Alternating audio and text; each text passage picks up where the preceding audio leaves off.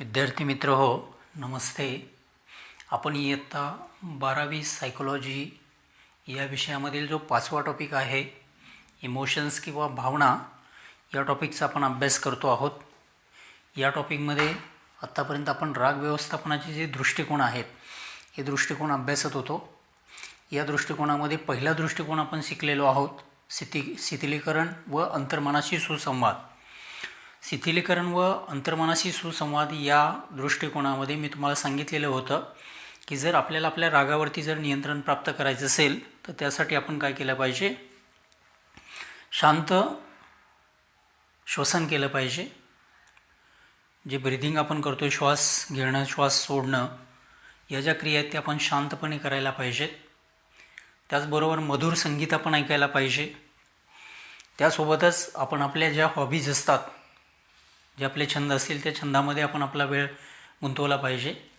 त्यासोबतच आपण या ठिकाणी जर आपल्याला काही सोशल वर्कची आवड असेल तर आपण सोशल वर्क करूनसुद्धा आपण आपला लिजर टाईम जो आहे, रिकामा वेळ आहे, तो रिकामा वेळ त्या ॲक्टिव्हिटीमध्ये गुंतवला पाहिजे. तर राग शिथिलीकरणाच्या दृष्टिकोनामध्ये, राग व्यवस्थापनाच्या दृष्टिकोनामध्ये शिथिलीकरण व अंतर्मनाशी सुसंवाद कसा साधायचा हे गेल्या लेक्चरमध्ये आपण अभ्यासलेलं आहे. त्याचबरोबर दुसरा जो दृष्टिकोन आहे पुनर्मूल्यांकन, त्याला आपण रिएव्हॅल्युएशन असं म्हणतो आहे. या रिएव्हॅल्युएशनमध्ये याविषयीसुद्धा आपण थोडक्यात माहिती घेतलेली होती. आज पुन्हा तो घटक आपण परत एकदा व्यवस्थित घेतो आहे. राग व्यवस्थापनाच्या दृष्टिकोनामध्ये दुसरा जो दृष्टिकोन आहे तो आहे पुनर्मूल्यांकनाचा, रिएव्हॅल्युएशनचा.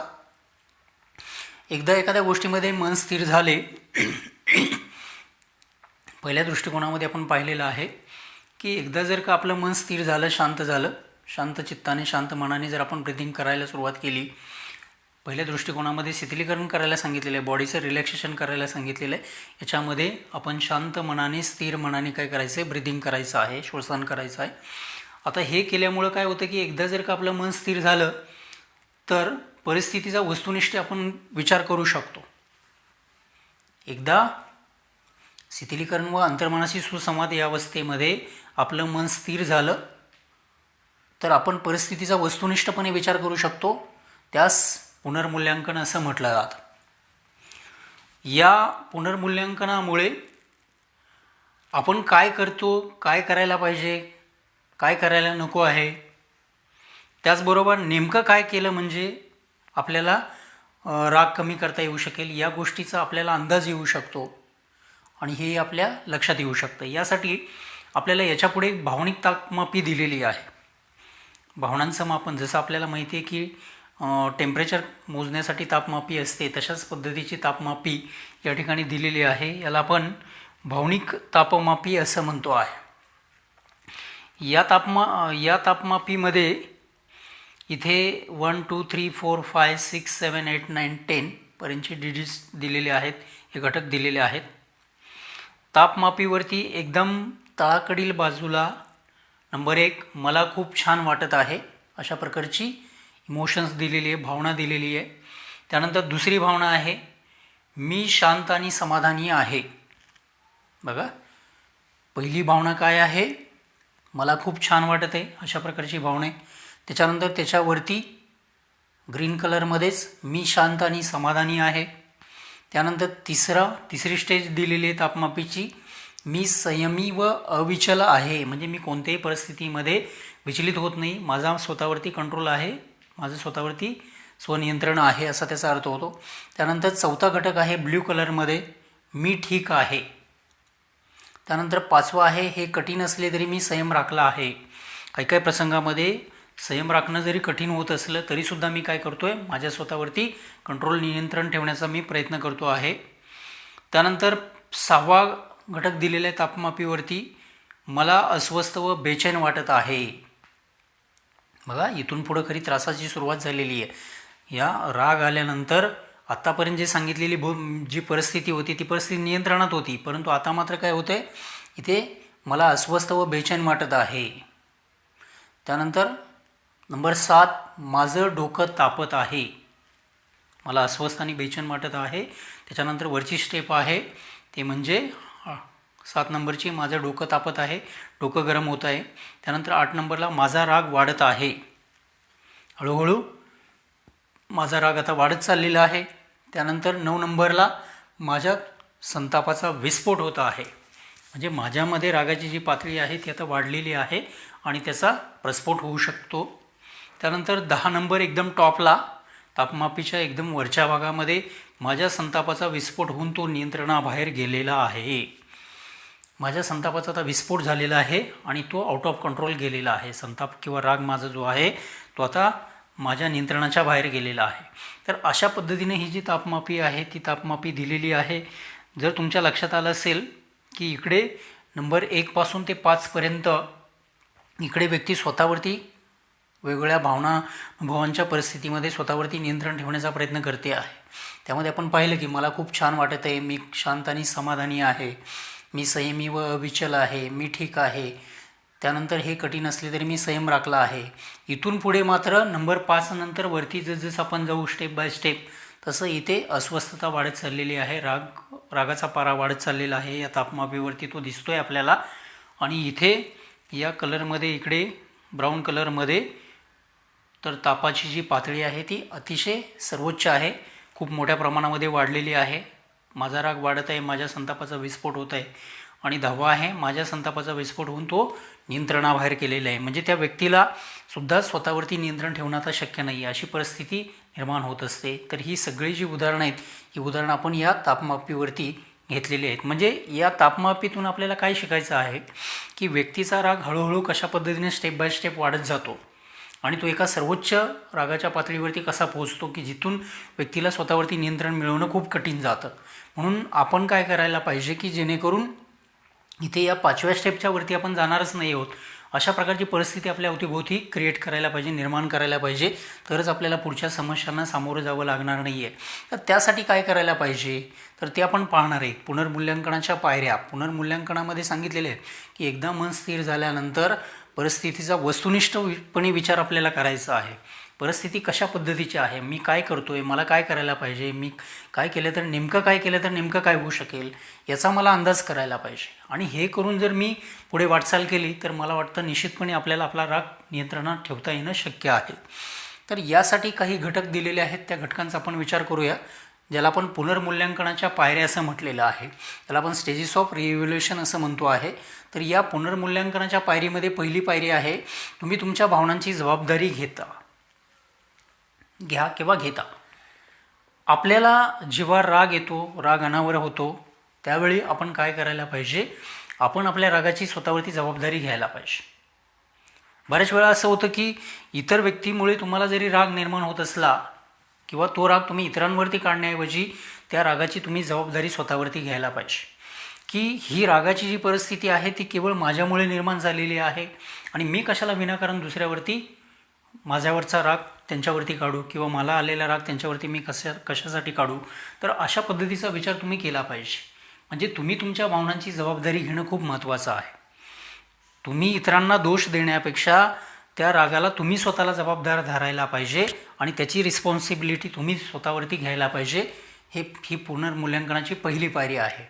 त्याचबरोबर जर तुम्ही ही भावनांची जबाबदारी घेतली, राग या भावनेची तुम्ही जबाबदारी घेतली तर राग नियंत्रणासाठी तुम्हाला बळ मिळेल. रागावरती कसं कंट्रोल करायचं हे तुमच्या लक्षात येईल. त्याचबरोबर हळूहळू तुम्ही त्या दिशेने वाटचाल कराल, राग नियंत्रणात आणाल. त्याचबरोबर याचा अर्थ असा नाही आहे तुम्ही इकडे जबाबदारी घेत आहात किंवा तुम्ही नियंत्रणासाठी प्रयत्न करताय, तुमच्या या रागाच्या भावनेवरती नियंत्रण मिळवण्यासाठीचा प्रयत्न करता आहात, याचा अर्थ असा नाही आहे की तुम्ही तुमची चूक मान्य करता आहात किंवा फक्त तुम्ही या ठिकाणी काय करता आहात, तुम्ही तुमची चूक मान्य करत, तुम्ही चूकच मुळात करत नाही आहात. तुम्ही तुमच्या रागाची जबाबदारी घेता आहात म्हणजे चूक करताय असा त्याचा अर्थ नाही आहे. तर तुम्ही काय करता आहे की ही रिस्पॉन्सिबिलिटी रागाची आपल्यामध्ये जो अँग्रेसनेस आलेला आहे, जे रागाची भावना निर्माण झालेली आहे, त्याला तुम्ही स्वतःला जबाबदार धरा. मी कुठे चुकलो आहे, माझ्याकडून काय चुकलेलं आहे का, मी दुसऱ्यावरती आरोप करण्याऐवजी किंवा दुसऱ्याला दोष देण्याऐवजी किंवा त्याच्यावर ओरडण्याऐवजी रागवण्याऐवजी मी स्वतःचं आत्मपरीक्षण इंट्रोस्पेक्शन करणं खूप महत्त्वाचं आहे. सेल्फ इंट्रोस्पेक्शन यासाठी खूप महत्त्वाचं आहे की मी कुठे चुकतो आहे, मी काय करायला पाहिजे याचा आपण विचार केला पाहिजे. मी इथं काय केलं आहे की की मी चूक मान्य केलेली नाही आहे. याचा अर्थ असा नाही की मी माझी चूक झालेली आहे आणि मी ती मान्य करतो आहे. जबाबदारी घेणं म्हणजे चूक मान्य करणं नव्हे, वस्तुस्थितीचा विचार करणं, वस्तुनिष्ठपणे एखाद्या घटकाचा विचार करणं आणि त्याप्रमाणे कृती करणं इथं महत्त्वाचं आहे. मी फक्त इथं काय करतो आहे, मी किंवा तुम्ही, राग आलेली व्यक्ती, तुम्ही तुमच्या विचाराची दिशा फक्त बदलत असता. तुमच्या मनामध्ये जे विचार किंवा भावना असतात रागाबद्दलच्या, त्या फक्त तुम्ही आता डायव्हर्ट करता आहात, विचाराची दिशा बदलवत आहात.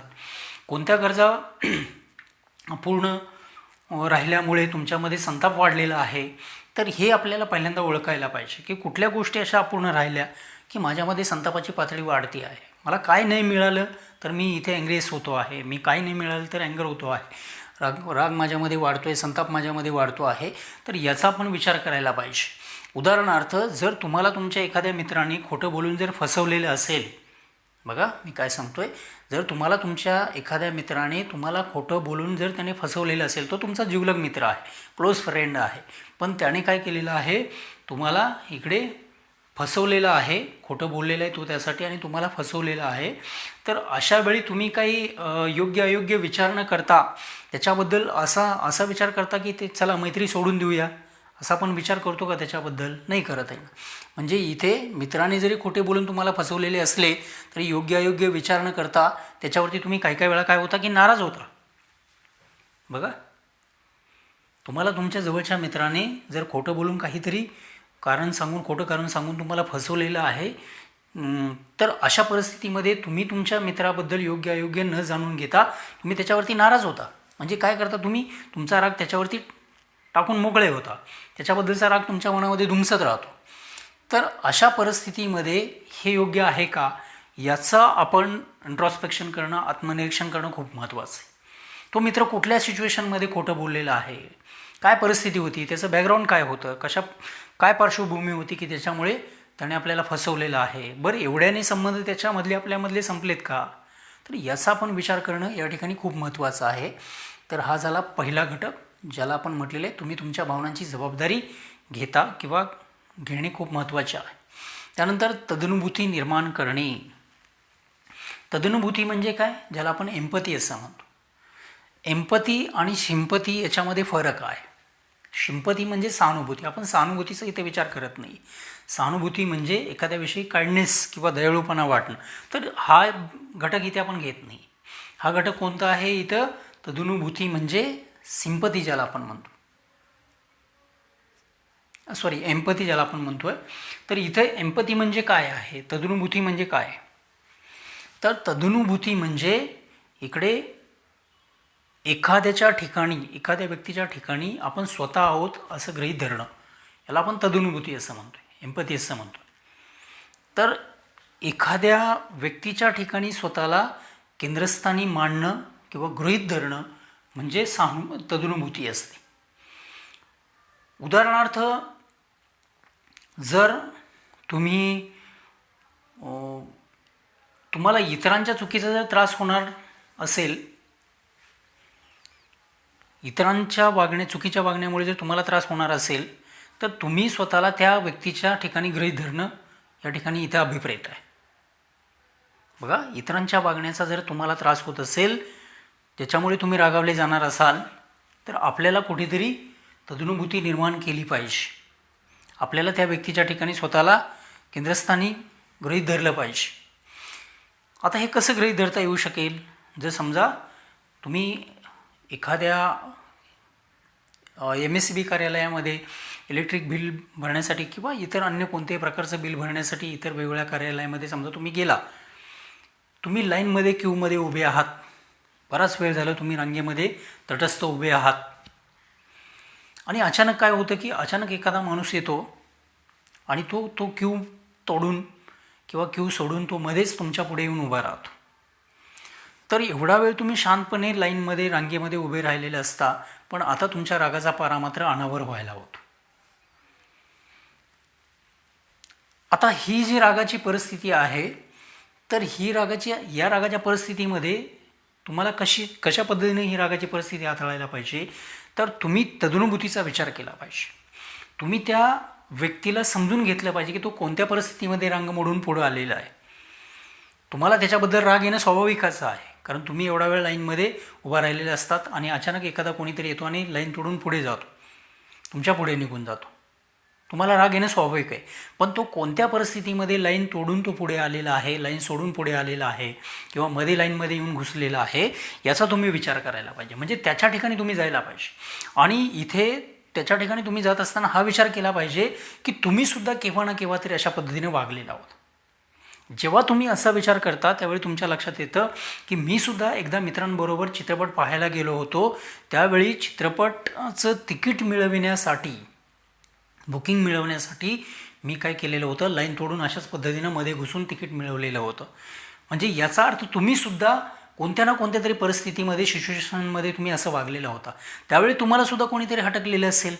म्हणजे तो अनुभव आता तुम्ही या व्यक्तीच्या बाबतीमध्ये गृहीत धरायला पाहिजे की असेल काहीतरी, त्याचंसुद्धा इमर्जन्सी काम असेल, त्यालासुद्धा काहीतरी अडचण आलेली असेल, त्यामुळे तो आपली लाईन सोडून पुढे आलेला आहे. म्हणजे याचा अर्थ तुम्ही त्याच्या भूमिकेमध्ये जाऊन त्याचा विचार करायला पाहिजे. तर तुम्हाला टॉलरन्स ठेवता येणं शक्य आहे, सहनशीलता ठेवणं शक्य आहे, रागाच्या परिस्थितीमध्ये तुम्ही स्वतःला कंट्रोल करता येणं शक्य आहे. त्यानंतर तिसरा घटक आहे तो म्हणजे वास्तववादी तपासणी करुणा दाखवणे. त्याच्यानंतरचा घटक आहे करुणा दाखवणे. करुणा म्हणजे दया दाखवणे, एखाद्याबद्दल प्रेम दाखविणे, आस्था दाखवणे. एखाद्याविषयी जेव्हा एखादा व्यक्ती चुकलेला असेल तर त्यावेळी त्याच्याविषयी तुम्ही काइंडनेस दाखवायला पाहिजे, दया दाखवायला पाहिजे, क्षमा दाखवायला पाहिजे. त्याच्याविषयी तुम्ही असा विचार करायला पाहिजे की हा सुद्धा माणूसच आहे, जो लाईन तोडून पुढे आलेला आहे हा सुद्धा माणूसच आहे, त्याच्याकडून सुद्धा चूक होऊ शकते. अशा परिस्थितीमध्ये आपण इकडे एखाद्या व्यक्तीचे संबंध तोडून आपल्याला चालणार नाही. समजा आपला मित्र आहे जो तुमच्याशी खोटं बोललेला आहे, फसवलेलं आहे तुम्हाला, असं तुम्हाला वाटतं आणि तुम्ही त्याच्यावरती रागावता आहात. योग्य अयोग्य काय याचा विचार न करता तुम्ही काय करताय की डायरेक्ट तुमचे संबंध तुम्ही या ठिकाणी तोडून टाकण्याचा प्रयत्न करता आहात.